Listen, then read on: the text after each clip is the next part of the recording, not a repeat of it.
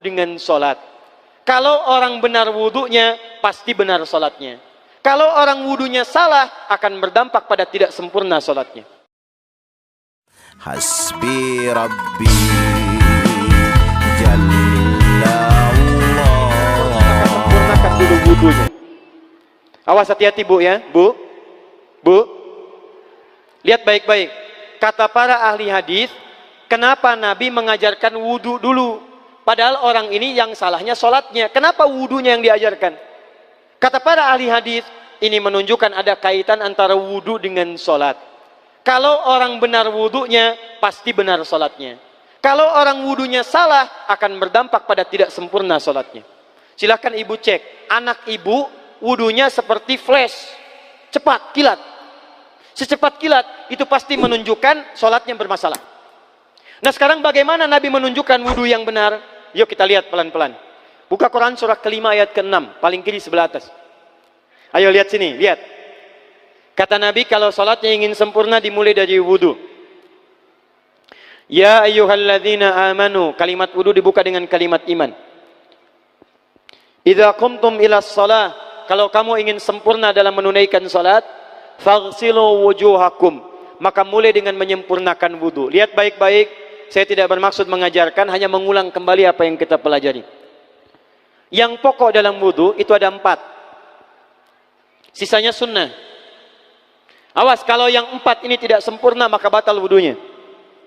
1, faghsilu wujuhakum, basuh wajahnya. Kalau disebutkan wajah dalam bab wudu, itu tidak ada yang lain kecuali bagian tampak muka. Gitu ya. Kalau yang punya jenggot, itu termasuk janggutnya di selai-selai. Kalau bapak kalau tidak punya jenggot atau belum punya jenggot, tidak usah maksa. Karena sunnah dalam hadis jenggot itu sunnah merawat, bukan menumbuhkan. Silakan buka tentang babul liha, bab jenggot. Itu hadis-hadis tentang sunnah jenggot, sunnah merawat bagi yang punya jenggot. Tapi yang tidak punya jenggot jangan dipaksakan. Beli arang, sok. Beli timun, tidak usah. Ya, tapi kalau ada jenggotnya silakan rawat dengan baik supaya menampakkan nilai-nilai kemuliaan. Tahan. Sekarang kita mulai. Bagaimana cara berwudu yang baik? Perhatikan baik-baik. Kata Quran faghsilu, membasuh wajah, kalimat Qurannya menggunakan kata ghassala. Ghassala itu ambil airnya, tumpahkan di tempat yang dibasuh. Ambil airnya, tumpahkan di tempat yang dibasuh. Mohon izin, tahan sebentar. Mas, sini mas. Punten ya, yang kan bantosan, kadia sekedap. Sifat wudu cuma ada 3. 1, pakai keran. 2, pakai gayung. 3, air yang mengalir. Ya, seperti di sungai, ada air mengalir itu nggak ada masalah. Tapi kalau menggunakan gayung, atau semisalnya, Nabi itu diriwayatkan dalam hadis, itu sangat menghemat air. Bahkan pernah beliau kemudian berwudu, kalau kita kemudian hitung, itu hanya sejumlah pak, seaqua gelas pak, cukup. Atau yang kedua menggunakan keran ya. Kalau sekarang kita ada keran, contoh ini kerannya, ya, kerannya agak tinggi sedikit, dan kita sesuaikan. Ambil airnya, misal contoh, ghassala itu bukan ditumpahkan, ambil air, tumpahkan di tempat yang akan dibasuh begini. Yang telunjuk itu kemudian menghapus atau menghilangkan kotoran di sela-sela mata, contoh. Yang jempol menghilangkan kotoran di sela-sela telinga bagian belakang di sini. Ya. Kalau misalnya saya mulai ambil airnya, kemudian saya tumpahkan di sini, yang telunjuk membersihkan di jari-jari di sini, di sela-sela mata. Yang jempol kemudian membersihkan di sela-sela di bawah telinga sini. Kemudian di selesai. 1. Tahan sebentar ya, ini praktek dulu sebentar. 2. Wa aidiakum ilal marafiq, ini yang sering keliru. Dan tangan sampai siku. Ingat, tangan bahasa Arabnya yadun. Tapi dalam ibadah itu selalu diberikan batas. Misal, ini kafun. Ini asabi'. Ini sampai sini ruslun. Sampai sini, Bapak Ibu sekalian, ini namanya mirfak, zamannya marafik. Sampai sini katif. Dari sini ke sini itu yad, tangan. dalam bab salat, bab wudu, bab ibadah, tidak pernah Al-Quran dan hadis menyebutkan tangan kecuali diberikan batasnya. Contoh, kita saat akan takbir, Allahu Akbar. Lihat An-Nasai nomor hadis 886. Kata Nabi, fawada'a kaffahul yumna. Maka orang salat itu meletakkan telapak tangan yang kanannya alal yusra, di punggung yang kirinya. Jadi begitu takbir, Allahu Akbar, yang kanan meletakkan di punggung kiri. Apa batas meletakkannya? Cuman sampai 3. 1, yang telapak ke punggung begini, jadi boleh begini. Yang kedua, pergelangan ketemu pergelangan begini. Rusgun ala rusgin. Jadi begitu takbir, Allahu Akbar, ini boleh. Tapi nggak usah diukur Pak ya, jangan telat. Allah, pas, cepat. Boleh nanti lebih sedikit ke sini. Yang tidak boleh, awas, ini dilarang dalam hadis. Yang tidak boleh kata Nabi, jangan engkau bersedekap seperti orang sombong. Kata para ulama bagaimana? Ketika tangannya bertemu dengan mirfaknya begini. Ah, ini awas, sedekap yang dilarang, hati-hati. Kadang-kadang ada orang menes ke puncak subuh-subuh sholatnya begini. Ya, awas nih. Cuman 3, kalau tidak begini, begini, atau begini. Dan saat mengangkat itu cepat Pak. Hadisnya cepat. Fawado'a. Fa itu di ilmu nahu harfu atfin rabitin baina syai'aini bila hudud. Huruf yang menyambungkan dua peristiwa tanpa jeda, cepat. Jadi antara mengangkat dengan meletakkan, langsung angkat Allahu Akbar. Tidak ada gerakan lain. Maaf, saya tidak bermaksud menyalahkan. Saya alhamdulillah ada koleksi 1235 kitab hadis. Saya mencari gerakan dari ngangkat ke meletakkan begini, tidak menemukan gerakan lain. Karena itu jangankan hadis-hadis yang sahih, di kitab hadis palsu pun pemalsu hadis tidak tertarik memalsukan hadis ini. Saking jelas, jadi saat mengangkat langsung begini. Kenapa saya penting terangkan? Karena ada sebagian saudara-saudara kita merasa tidak enak, Ustadz, kalau saya takbir masa kiri duluan, sedangkan kiri kurang bagus, yang bagus kanan. Saya mah pengennya begini aja lah, begitu takbir kanan duluan baru tutup dengan kiri. Jadi begitu diangkat, Allah, kanan masuk, kiri begini tutup. Kadang-kadang kaki naik dikit. Nah, itu maaf, saya tidak bermaksud menyalahkan, tapi saya belum menemukan hadisnya. Dan pemalsu hadis pun tidak tertarik memalsukan hadis ini karena saking jelasnya, angkat tutup. Jelas ya? Nah, sekarang lihat sini. Dalam bab wudu, bahasa Qur'annya mengatakan wa aidiakum ilal marafiq, dari tangan sampai siku. Ila dalam ilmu nahu harful ghayah, huruf yang menunjuk pada tujuan, batas dari ke. Ana minal an sa'adhab min Menes ila Bekasi. Saya setelah ini akan pergi dari Menes ke Bekasi. Jadi saya berangkat dari mana? Menes. Tujuannya kemana? Bekasi. Tujuan dalam bahasa Arab menggunakan ila, harfu ghayah, dari Menes ke Bekasi. Menes ila Bekasi. Dalam wudu, lihat, aidiakum ilal marafiq, ila sampai siku, bukan dari siku ke tangan. Jadi saat kita mengambil air wudu, ambil airnya, tumpahkan dari sini ilal marafiq sampai ke siku, ke sini. Balikan lagi ke depan. Jadi bukan kerannya dibeginikan, sikunya dibeginikan, takut, bukan. Jadi bukan siku diteruskan ke bawah. Yang tepat itu ambil airnya, kemudian basuh dari sini sampai dengan ke sikunya. Hati-hati, ini ada maknanya. Dan jika benar di hadis Muslim, jika orang wudunya benar seperti ini, maka bersamaan dengan jatuhnya air wudu itu, jatuh pula dosa-dosa dan kotoran yang melekat pada anggota tubuhnya. Tidak cukup dengan amin, nanti kita lihat dulu. Teruskan, saya baru caranya dulu nih. Awas. 3.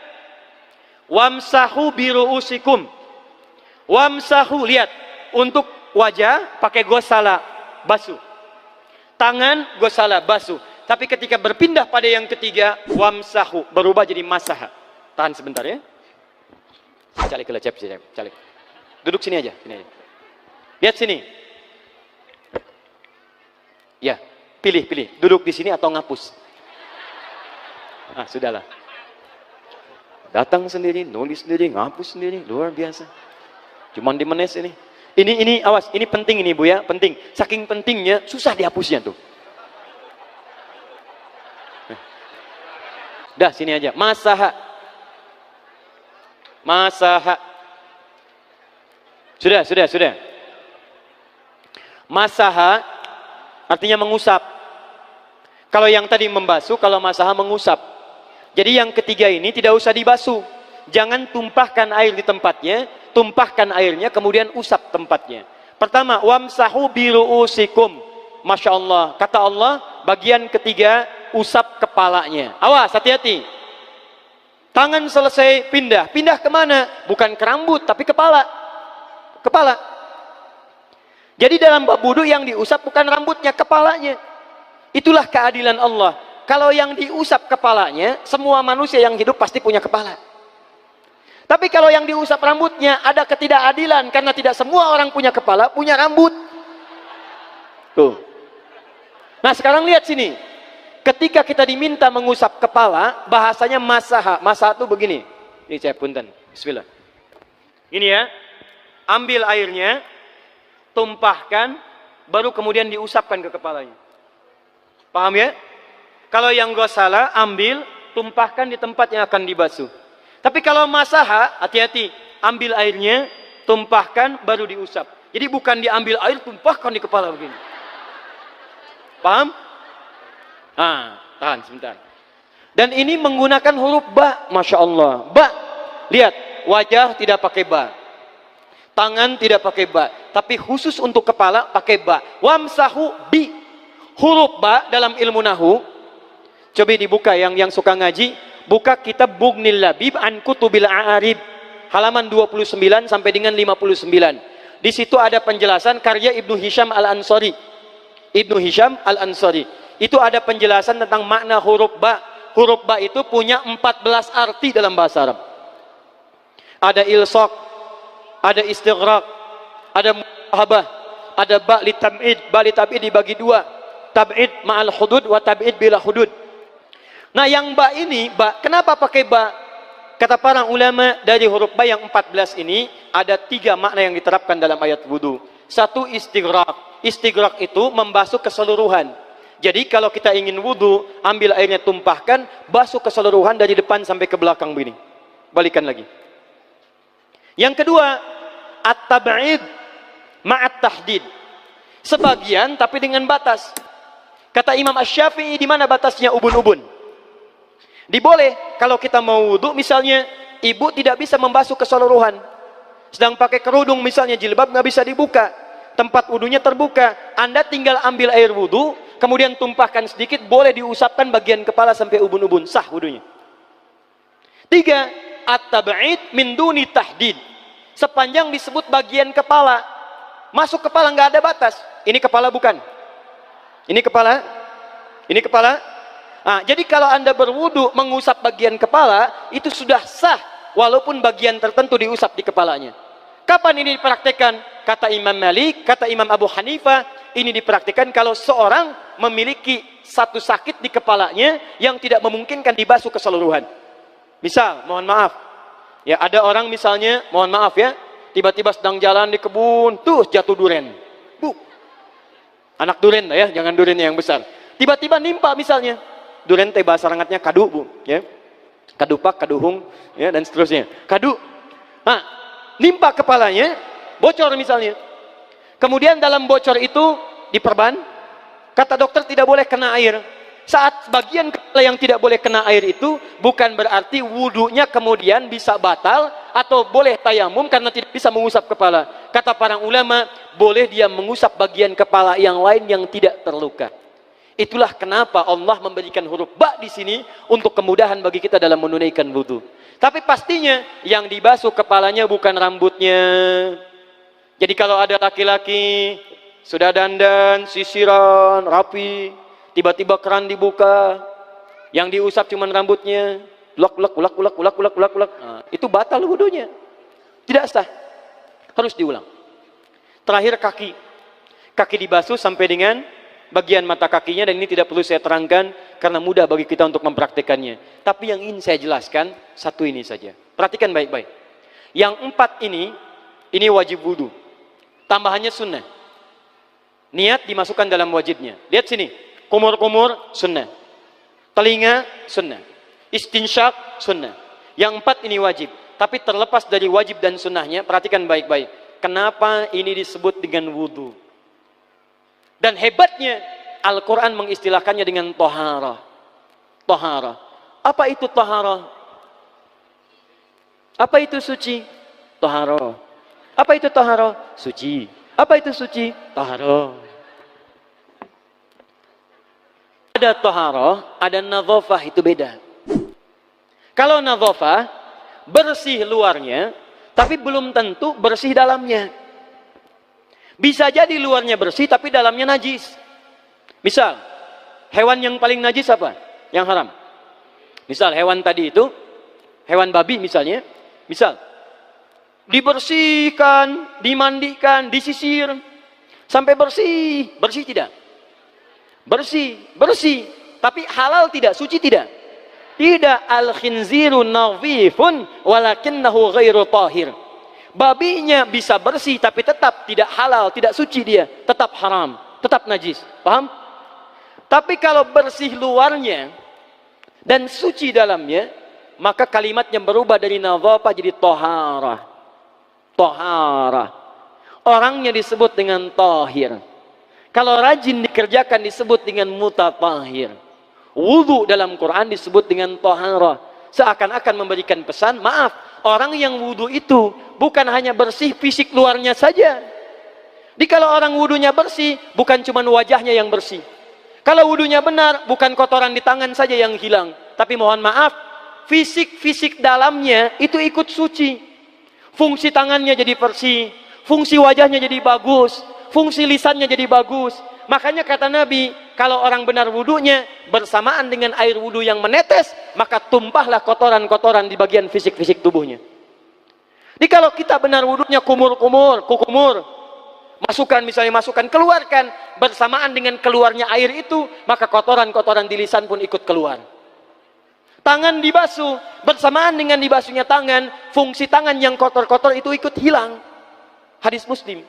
Makanya orang yang setelah selesai wudu dia berdoa, apa wudunya? Apa doa wudunya? Asyhadu anna ilaha wa asyhadu anna Muhammadan Allahumma minat waj'alni minal, lihat sini, minal mutatahhirin, minat tawabin. Lihat.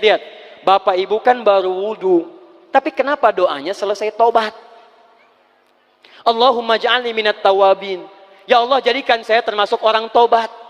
Kita kan baru wudu, kenapa doanya baru selesai tobat? Sedangkan tobat itu mengakui kesalahan, menyesali kesalahan, dan berjanji meninggalkan yang salah, mengganti dengan yang baik-baik. Makanya kalau orang wudunya benar itu, begitu dia kumur-kumur, dia ingat kesalahan apa yang dikerjakan oleh lisan ini. Jadi begitu kemudian ditumpahkan airnya, hilang kotorannya. Maaf, yang suka mencela wudu, selesai wudu tidak akan mencela lagi karena tobat dari celaan.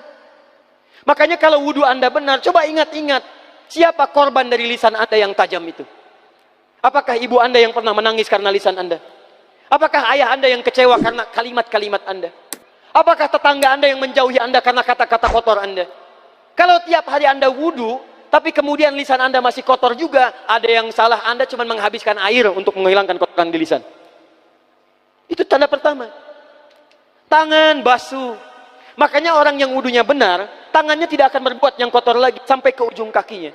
Karena itulah ibadah ini disebut dengan wudu, seakar dengan kata dau. Kata para ulama, mereka sebagian mengatakan dau artinya cahaya, dau artinya sinar, dau artinya al-husnu, baik budi pekerti. Kalau orang benar wudunya, bertambah sinar di tangannya, sinar di wajahnya, sinar di lisannya. Apa sinar itu? Di dunia sinar-sinar amaliyah kebaikan, sifat-sifat baik, di akhirat pancaran-pancaran kemuliaan. Satud'a ummati yaumal qiyamati ghurral muhajjalin. Akan dipanggil umatku di hari kiamat dengan banyak cahaya melekat di tubuhnya. Tangannya ada cahaya, matanya ada cahaya, wajahnya bercahaya, kakinya bercahaya. Cahaya apa itu? Kata Nabi, min atharil wudu, dari bekas wudunya. Jadi kalau kita benar wudunya, itu kita jadi orang baik. Ada cahaya kebaikan dalam diri kita. Itu yang disebut dengan tawabin. Makanya kalau Bapak Ibu tiap hari wudu, Allahumma ja'alni minat tawabin, tapi mulut tidak tobat, tangan tidak tobat, kaki tidak tobat, ada yang salah dengan wudunya. Waj'alni minal mutatahhirin, jadikan saya orang bersih dan suci. Jadi kalau selesai wudu, pakaian bersih, wajah bersih, tangan bersih. Ini pakaian bersih, pakai jas, pakai dasi, tapi tangan tidak bersih, korupsi juga, mencuri juga, menipu juga, ada yang salah dalam wudunya. Kalau kita bisa mengerjakan wudu ini dengan baik, maka naik status kita. Disebut sebagai, langsung oleh Al-Quran, disebut hamba yang dicintai oleh Allah Subhanahu wa ta'ala. Di Quran surah kedua Al-Baqarah ayat 222. Saya tutup. Lihat ayatnya. Di ujung ayatnya. Innallaha yuhibbut tawwabina wa yuhibbul mutatahhirin. Sungguh Allah akan sangat mencintai orang-orang yang tobat dan orang-orang yang terbiasa untuk bersuci. Kita selesai wudu mengatakan, Allahumma ja'alni minat tawabin waj'alni minal mutatahhirin. Dijawab oleh Allah, innallaha yuhibbut tawabin wa yuhibbul mutatahhirin. Karena itulah orang yang rajin wudu adalah orang-orang yang dicintai oleh Allah Subhanahu wa ta'ala. Jadi kalau Bapak Ibu, maaf ya, sekarang cek. Kalau batal wudu, pengen wudu lagi. Tidak hanya saat sholat. Sekarang batal wudu, ingin wudu. Batal wudu, ingin wudu. Itu tandanya Bapak Ibu sedang mendapatkan cinta dari Allah Subhanahu wa ta'ala. Tapi hakikat cintanya bukan pada wudunya, tapi berubahlah orang itu menjadi baik dan dekat dengan Allah Subhanahu wa ta'ala. Hasbi Rabbi Jalla